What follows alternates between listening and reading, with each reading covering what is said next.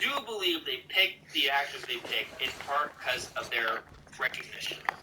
It's not just who fits the role. It's about who fits the role, but it's also about bringing a big name because they want people to watch this movie. So when they say Jack Black is doing Bowser, it's not just about, oh man, Bowser's is in the game. I mean, the movie. I keep swapping them. It's also because people love Jack Black. So yeah, I do think Tom Holland has a chance. Even though that I feel like the whole idea of Tom Holland is mostly from like stuff. Maybe those rumors kind of come from the idea that Tom Holland probably would be would be a good link.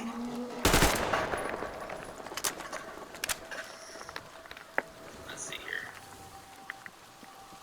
Get my chat jumping around. Zach still with ASMR. Yo, Andre, question. Do you think Ganon from Breath of the Wild to reveal Archetype Ganon or Twilight Princess? I can't figure it out. Okay, so you're asking me.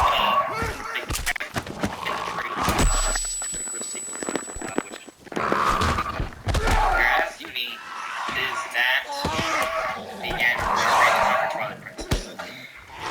So, it's both. Let me explain. There are technically only 2 Ganondorfs in the entire history of the Legend of Zelda, the canon history of Legend of Zelda. There's only 2. The Ganondorf we see in Ocarina of Time, in terms of the timeline, is technically the first time Ganondorf appears. So, Ganondorf, the idea of Ganondorf is that the Spear of Demise is resurrected in Ganondorf. So, Ganondorf is like the main bad guy, but he doesn't die. He has too much power to die. He's just sealed away until they come back. So, at the end of Ocarina of Time, you don't kill Ganondorf. He's simply sealed away for an indefinite amount of time. He promises to get his way out. So, he gets out. And when he gets out, he ruins Hyrule. So, and it happens in two different ways. So, because there's a timeline split. So you have the adult timeline, the child timeline. The child timeline is the timeline where Link is sent back in time to live childhood. And so in that timeline, they know Link is able to tell Zelda and the others that something's going to happen, and they're able to apprehend Ganondorf. And those events eventually lead, after Majora's Mask, lead to the events of Twilight Princess. So, same Ganondorf. However, the Ganondorf that turns into Ganon for the first time at the end of Ocarina of Time is the Ganondorf that we eventually see break out of the Sacred Realm and destroy Hyrule, that cause the gods to, or attack Hyrule, that cause the gods to flood Hyrule, and that becomes the events of the Wind Waker. So, there's all that. I don't know where this falls in the timeline, but the Ganondorf we see in the mummy thing probably is that Ganondorf. I did say there was 2 Ganondorfs. I forget, there's a Force, Ganondorf and Force Swords. There is one game, a Force Sword game where Ganondorf is in Force Swords Adventures.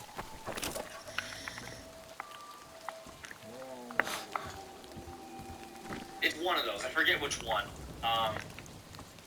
But even in that game, the spirit of the previous Ganondorf is in there too. So there's that. But that's just the Force Swords.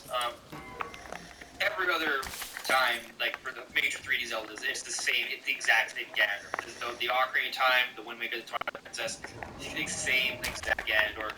So yeah, that's probably this same Ganondorf. That's probably what we're gonna do. I mean, it makes the most sense because he's the most recurring villain we see throughout the Zelda games. And the story of Ganon, Calamity Ganon, is that Ganon gave up on a physical form after generations of failing to take over Hyrule. So, it all adds up. The Ganon failed repeatedly, gave up on his physical form, and Calamity Ganon, he was trapped underground Hyrule, became that mummy thing, but his evil essence has come out of it, and he's trying to terrorize Hyrule in that form. But the true root of it all, we're dealing with here. Hopefully I answered your question.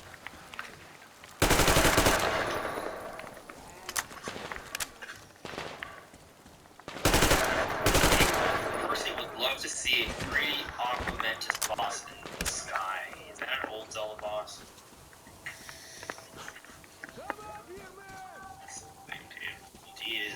Yeah, I would love to see why. There's several dragons from the older Zelda games, from Legend of Zelda.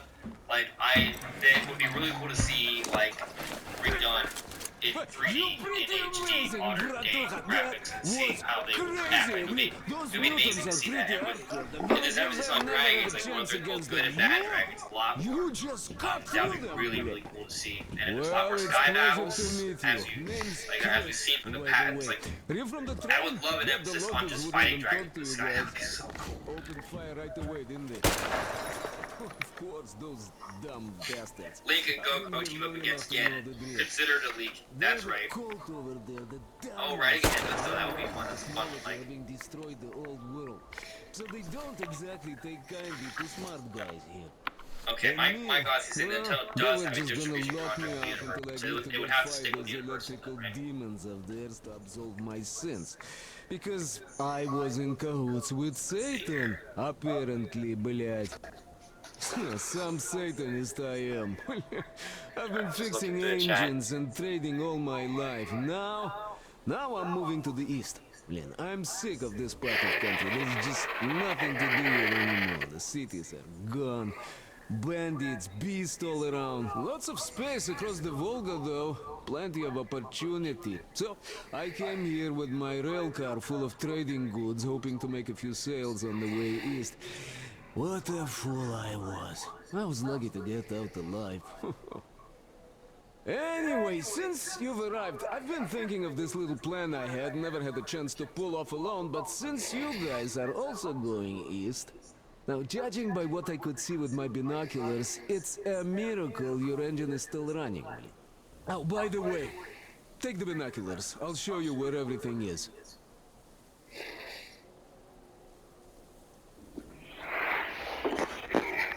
Robust. They're working on it here. You get it. And you said everything right. Look at the bridge first. See that section on top? It should lower if the emergency mechanism still works. Kasha from the shelf should know better. I've never been to the bridge myself. We have a job There, to to do. the right. That huge hangar. That's a terminal Get me bridge. started. The countries consider it a holy place. Covered it all in graffiti, schmaffiti. There... Tsarfish lived there, you know. Folks, the clock is winding down. There's just a little time left for you to pick the play to save more on quality health coverage through Connect. Beat the buzzer and enroll before January 15th. Connect. Together for a better Kentucky. Oh, the area nearby isn't too bad either. There's a good hunting and stuff. I set up several safe camps around there. If you find them, you could rest, fix your equipment. Unless you prefer spending nights at an open campfire. Come on, let me show you my home now.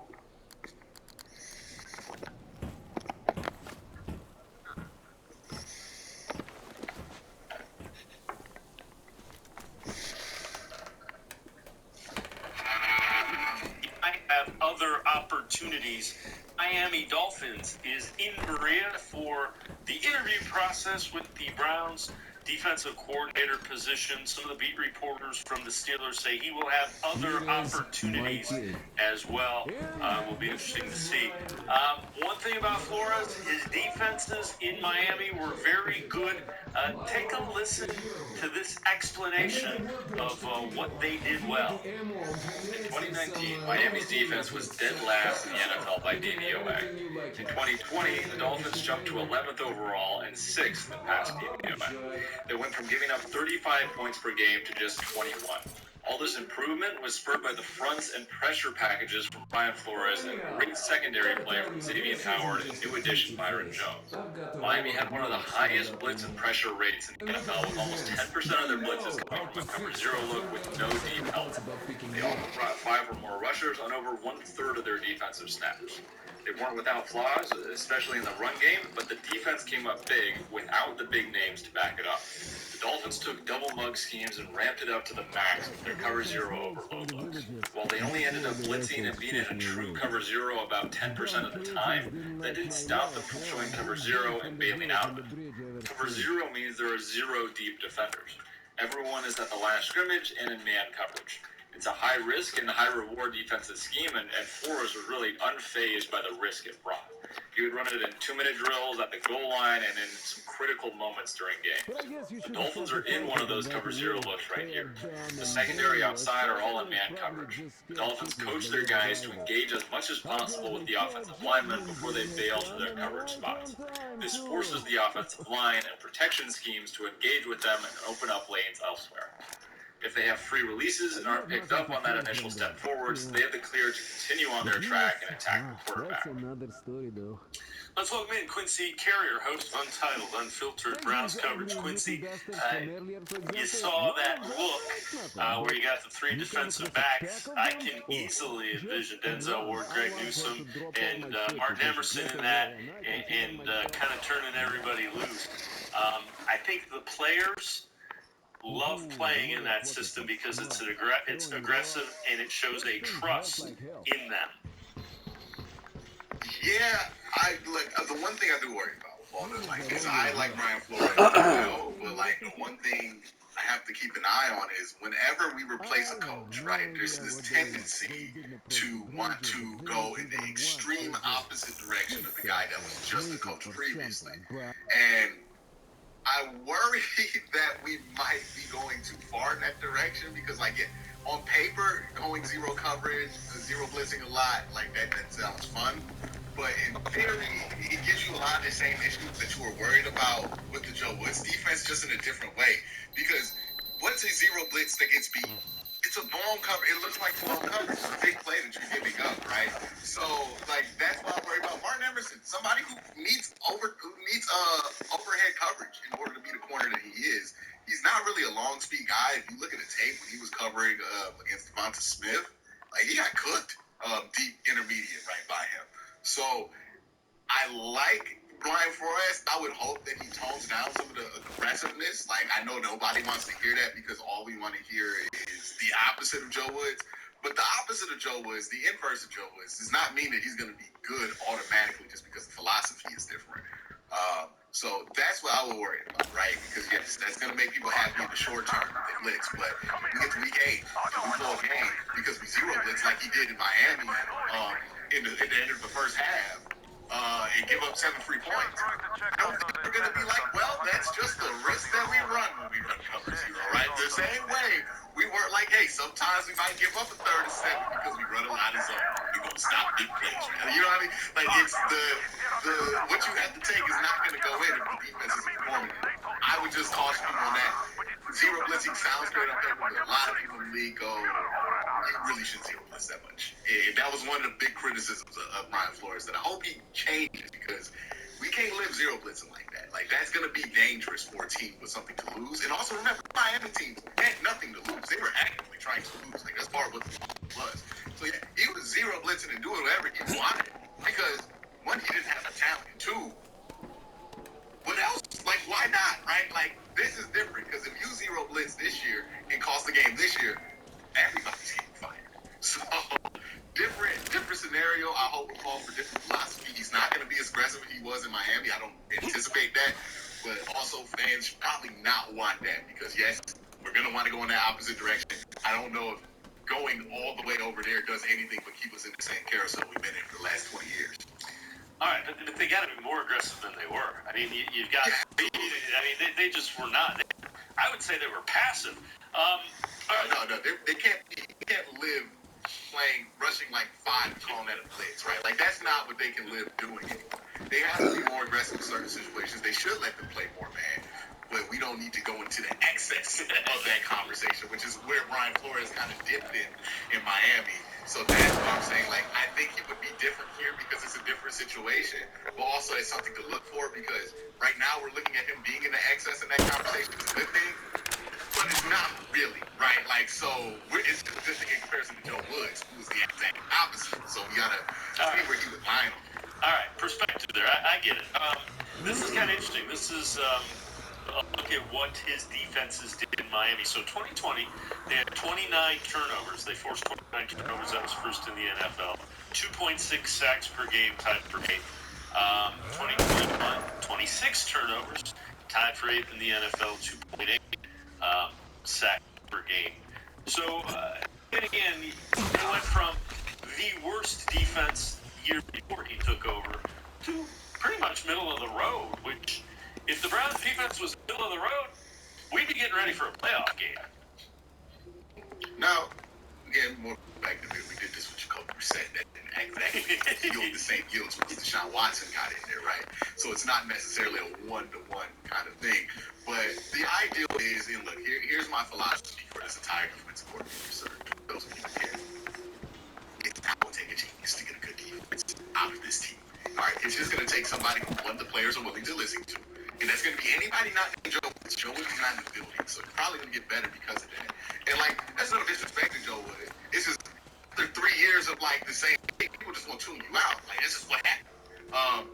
And anybody new that comes in there, you know how it is when somebody's new at work. You kind of listen to them for a year, and then, like, you stop listening to them. So it's not going to take a genius to come in and fix this defense. It's just going to take somebody competent. And competence is not that rare to find on the defensive side of the ball. And as long as they have that, they should be fine. So another one of the candidates, one of the younger candidates that the Browns have asked and got permission to talk to is Jerod Mayo. Now, Mayo, the Panthers have asked to interview him for their head coaching job, so he may not even make it here to get to that. So let me ask you this, Quincy. Of Schwartz, Flores, Mayo, and Desai, those are the 4 that we know. There will probably be others that they don't have to ask permission for that we find out are going to interview for the defensive coordinator position. But of those 4, who do you like? Do you have a favorite? I do, and I'll give it to you again. But of those 4, who do you like? I imagine Motor City is like, hey, let's get this right. That's the most recognizable name. That's the most notable name. I like Brian Flores too. I think he provides a lot of what his coaching staff needs, a different perspective in there. But also like Jerod Mayo. I wouldn't rule him out, right? Jerod Mayo, very qualified for the position. 3 years as a linebacker.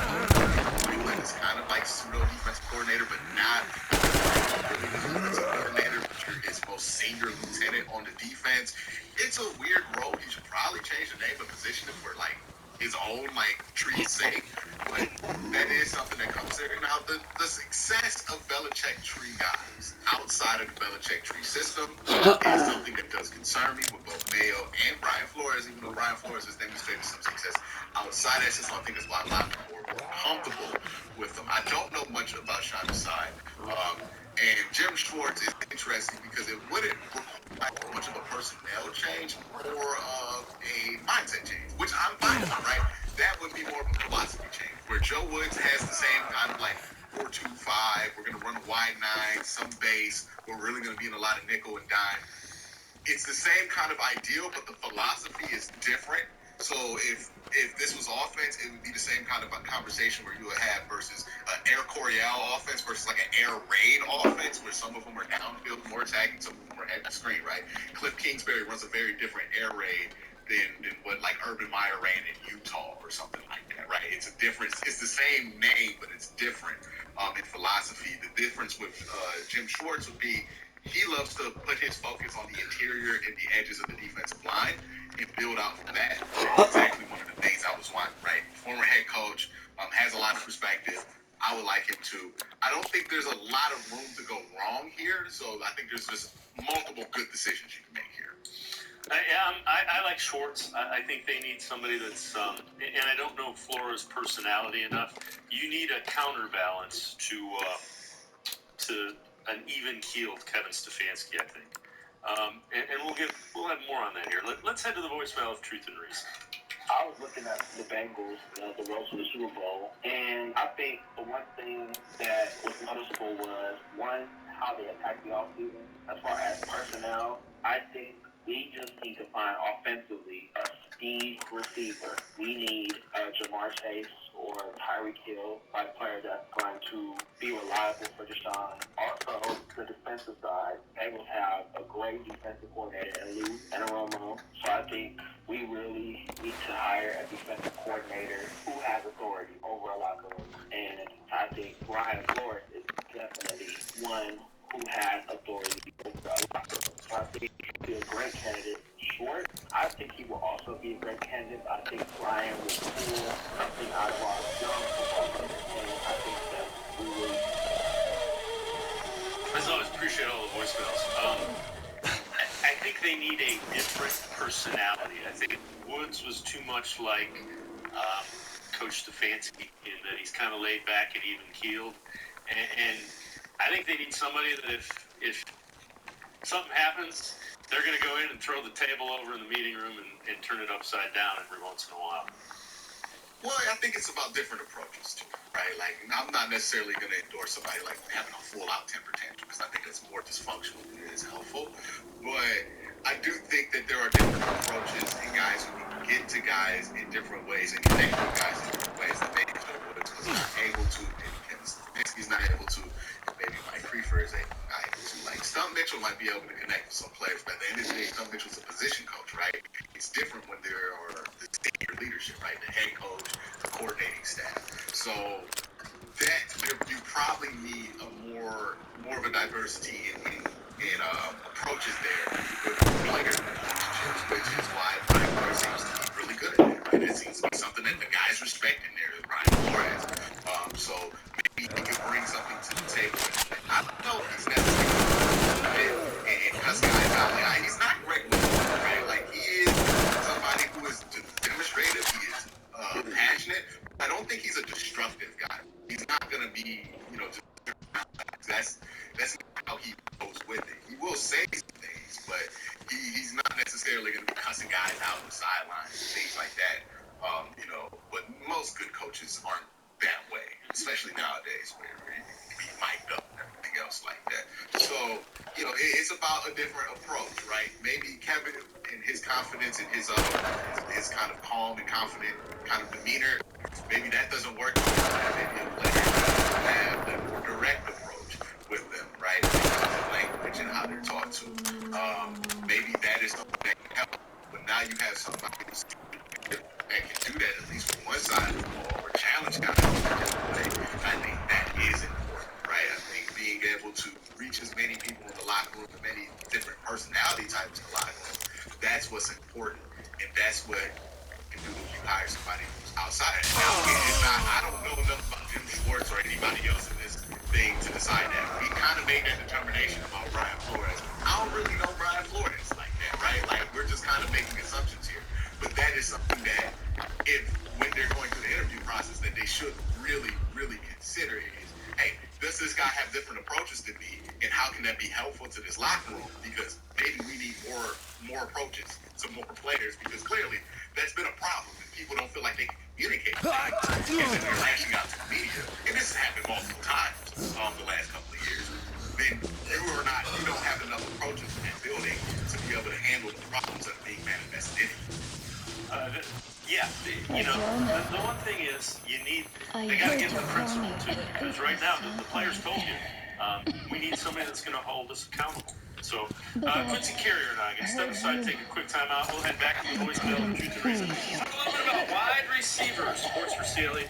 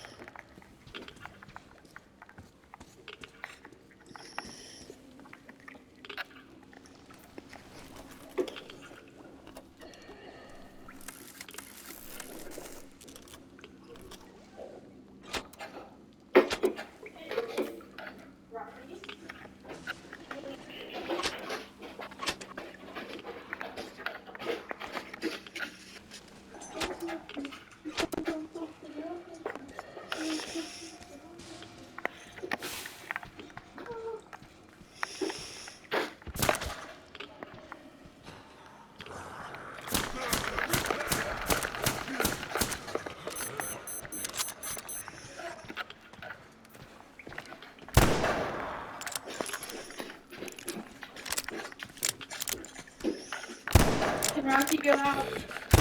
Yeah.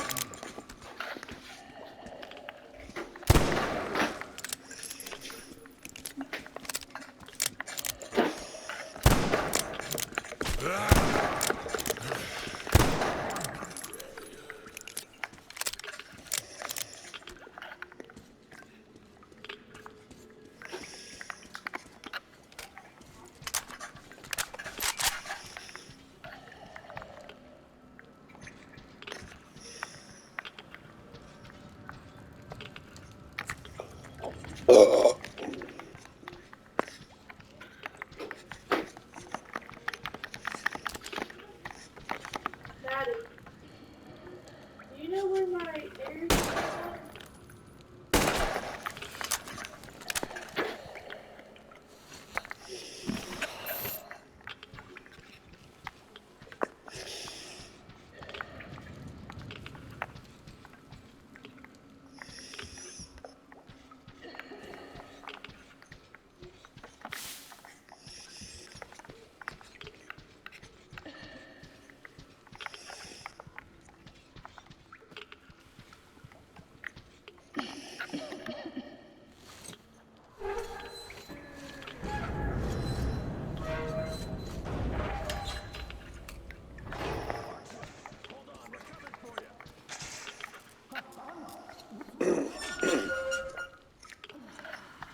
Damn it.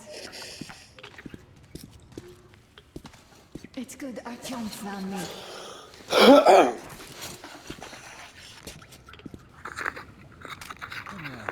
Hey, Alexis! See the barrels? Call Alexis. Some kind. This place is either for storage or it's a dump. That short could have been put there by the locals to mark the spot. Thank you, my love.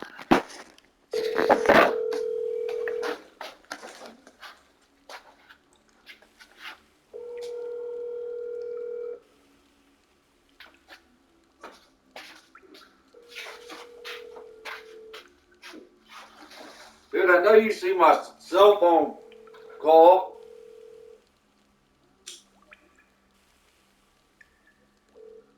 I'm sorry, the person you were trying. Hey, Josh. Josh.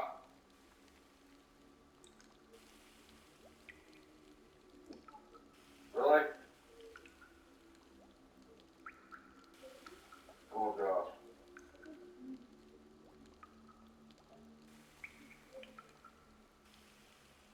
Oh, Josh.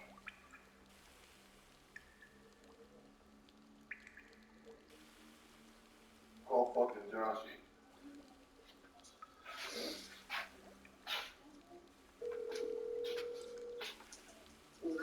Where you at? Outside in the driveway. Oh. Is Alexis waiting? Kenny's in the shower, and well, I think she's in the kitchen. I think she just came down here. Kenny and Devin about to go Sam's for a little bit. Well, tell Alexis to bring down that weed before she leaves.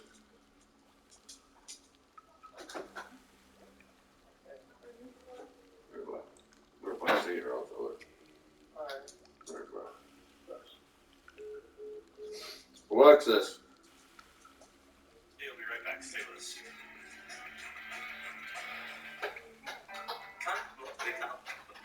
More unfiltered Browns coverage. Let's head back to the voicemail of Truth and Reason. Yeah, hi.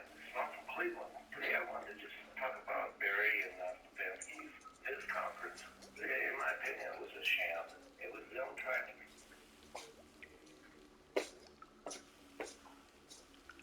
Hold on, I can't hear you. Hello? Yeah. Yo. Me and Devin got a little bit of weed earlier. You want some right this second? No, the only reason why I asked you is because that dude next door wanted it. He wants some now? No, the other day. Oh. Well, it's just me and Devin in here, but, so it's not for you? No. Before y'all leave, bring that weed back out here. Oh my God. The weed. Not Oh. Oh, weed too. I thought you were saying weed. Me too. Really? Do I have to? I'm gonna play when I get home. No. Yeah, me, Josh, and Devin are. Don't They're worry. only going there to smoke. I swear, I'm just riding along. I'm getting shy of them. Myers. I swear.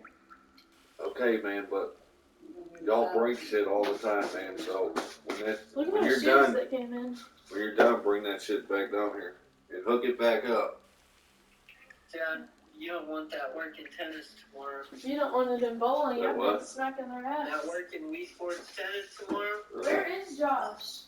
On the phone. Yeah, but where is Y'all are trash. Inside here. But, We still have Can you fun come family out week. now? Where is he? Oh, Josh, where you at? he's outside.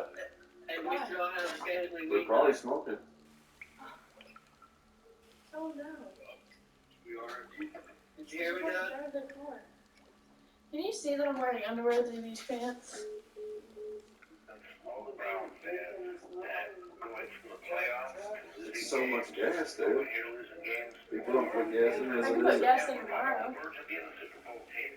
As long as he keeps coming in there. I don't want people smoking and drinking, so. Kenny's not smoking or drinking. He doesn't smoke and he doesn't like to drink.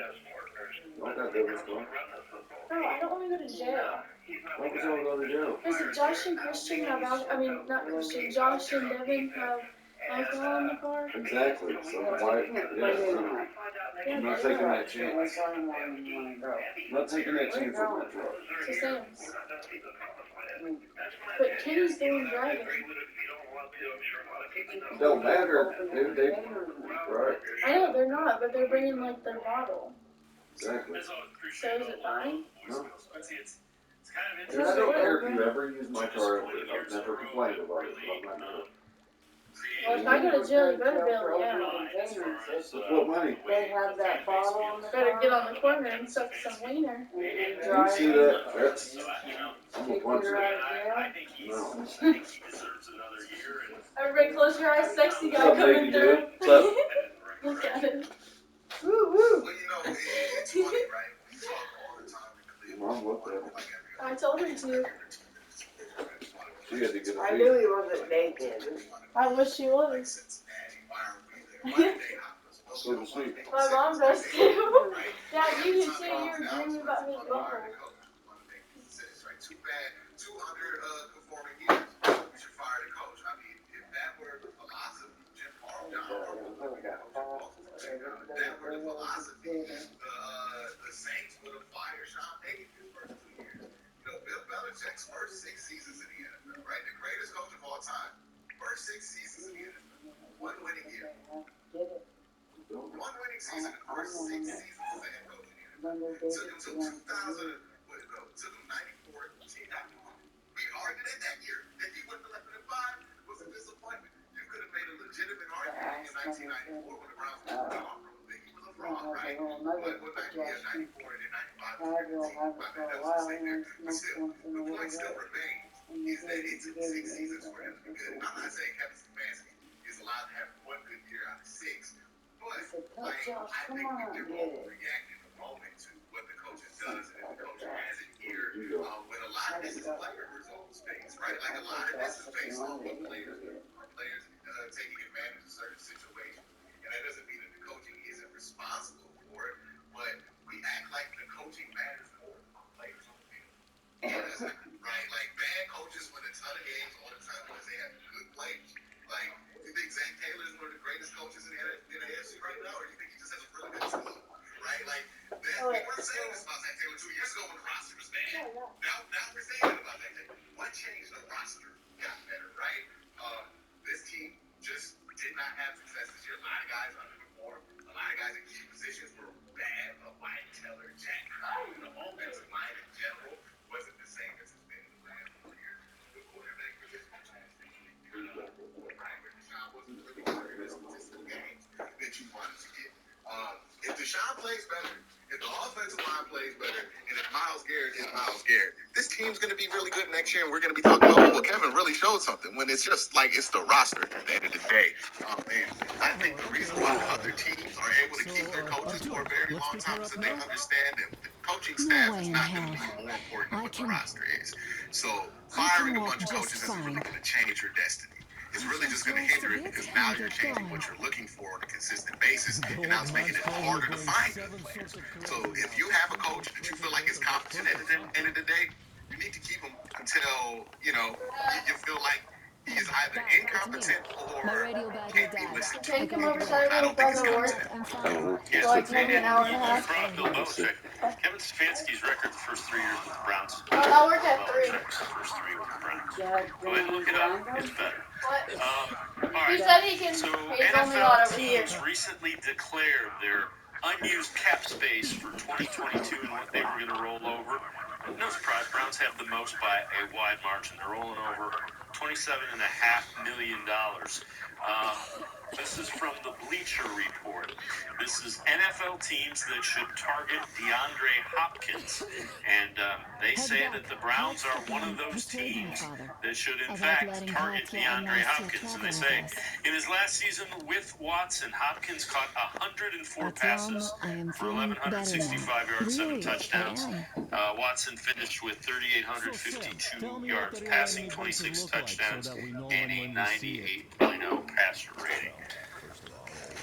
But coming there with you after you fall asleep. The question is, do you have enough to go If I and could get? spend a little bit of time with you. And About 5 minutes anyways. Huh? Nice to win. Right? You're like, hey, Deshaun, you restructured. Maybe we can get Deshaun to DeAndre Hopkins. I think he might be willing to restructure. You know what I mean? Like, there are ways to get around it, right? It's the whole point here, right? Now, I'm shocked that they didn't use Jack Conklin out. That could have been a way that you can get around it. But the fact is that this team has 3 first-round picks into Deshaun Watson. That tells me everything I need to know about what their philosophy is this year, which is we're trying to win the Super Bowl, right? It doesn't mean that we have to win the Super Bowl, but they are trying to win the Super Bowl. You're trying to win the Super Bowl, short-term things take precedent over long-term thinking. That doesn't mean you don't think about the long-term, but it does mean that the short-term is more important. So your message said you wanted to talk about insurance. I said I want you to talk about insurance. Most people know that bundling home and auto saves you money. Keep going. But did you know that new customers who bundle with Progressive can save an average of $800?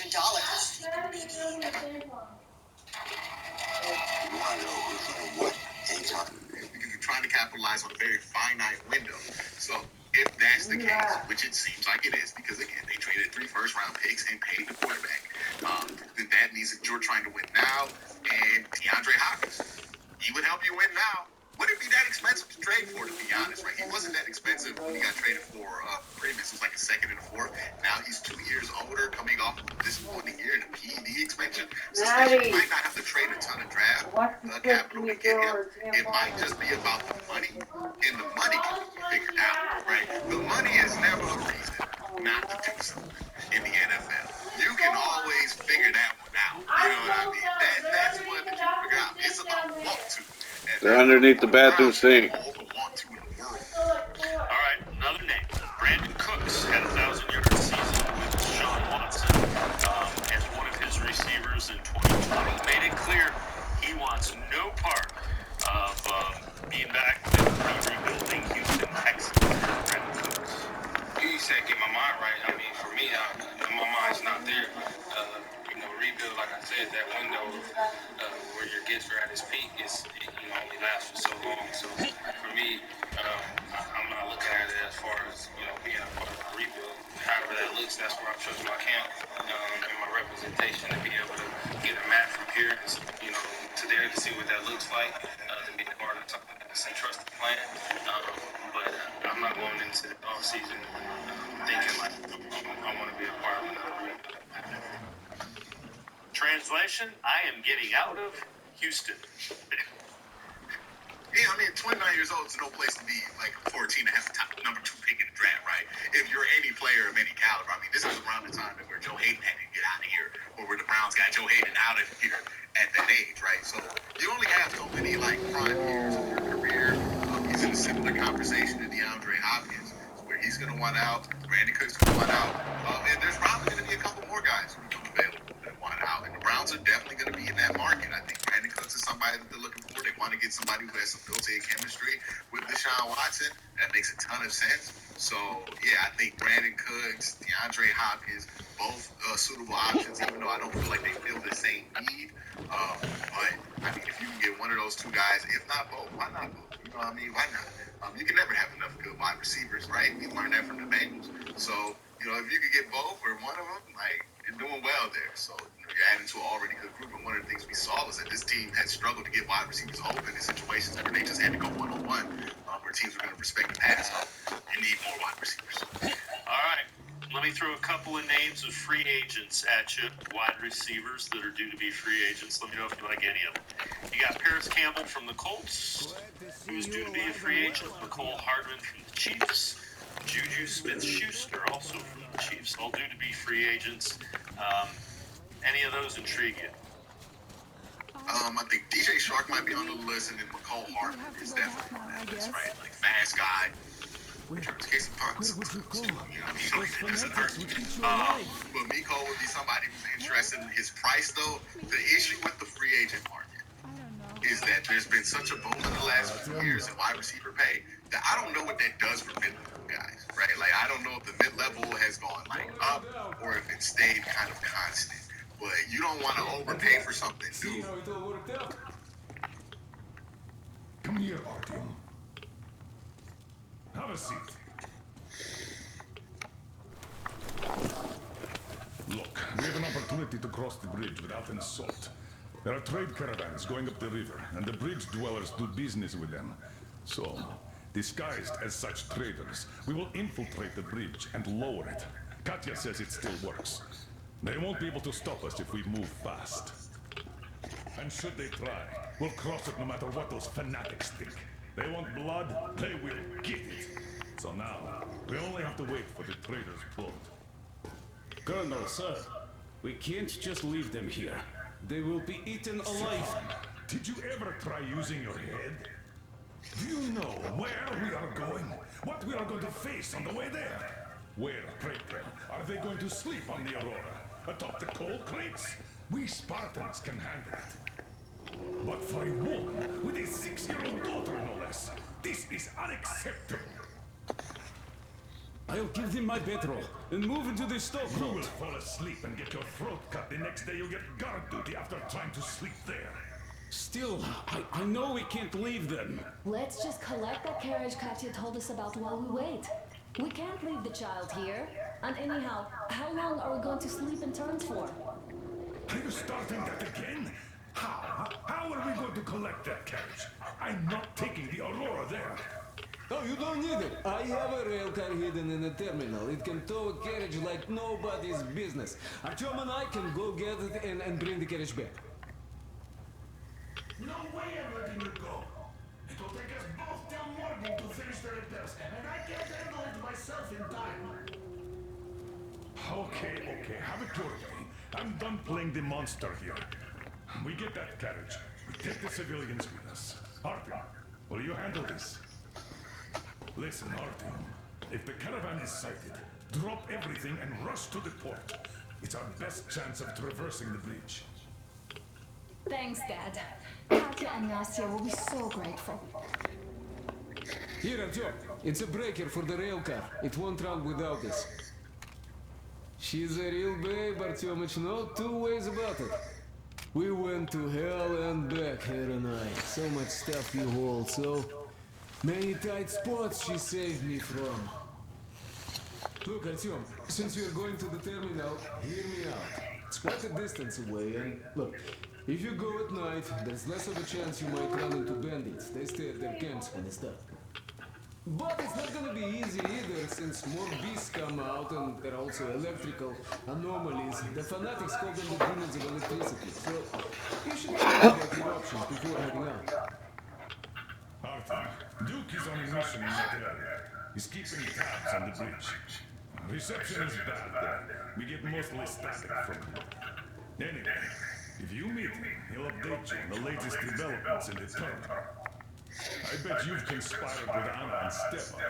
I care for those two no less than you. But we don't know if what's ahead is any better than the fanatics. I guess we'll have to live and see.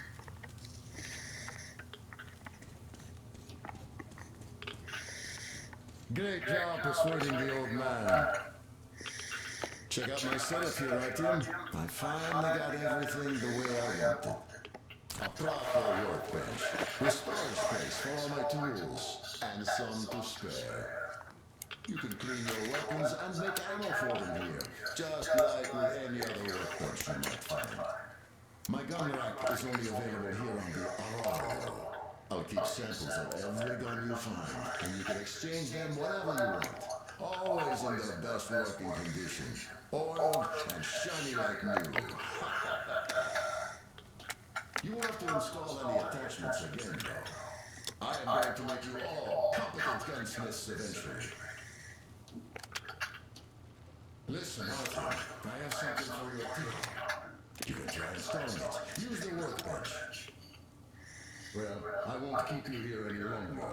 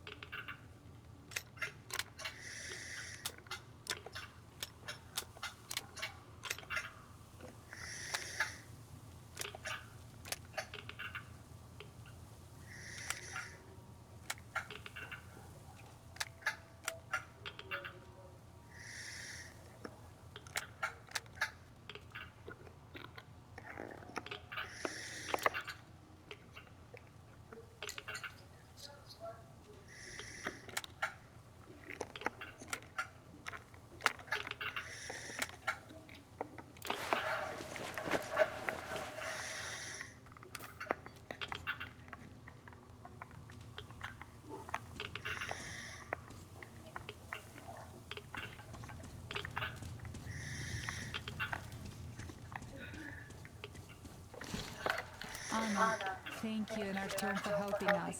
I don't know what would have become of us without you. It is a cursed place. And that's Olympus. Don't thank us before it's all ready to go.